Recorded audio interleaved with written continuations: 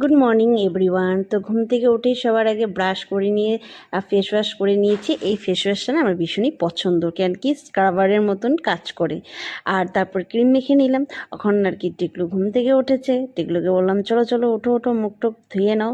তো আমি যে ফুল গাছ যে লাগিয়েছিলাম, তো আমি ভাবছিলাম যে ফুলটা ফুটেছে কি না, তো তার জন্য দেখতে চলে গেলাম পিছনে।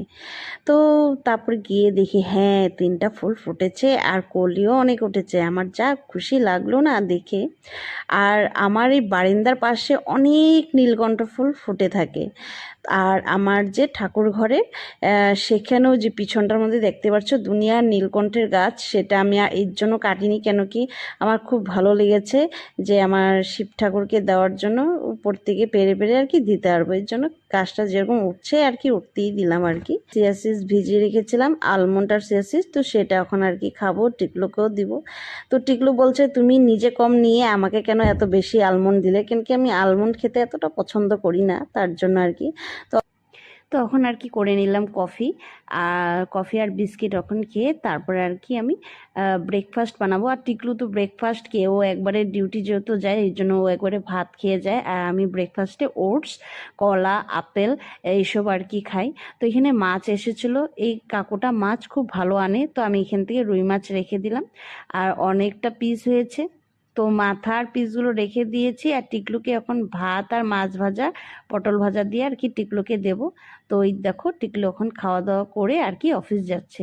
তো আমার স্নান টান হয়ে গেছে, তো চলে আসলাম এখন রান্না বান্না করতে। তো আজকে ভাবছি রুই মাছের ঝাল করব।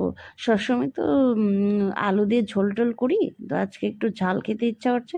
এখানে আর কি টমেটো, রসুন, আদা এগুলো আর কি সব কুচি করে নিচ্ছি, আর কাঁচা লঙ্কা দিয়ে এটা একটি পেস্ট করব।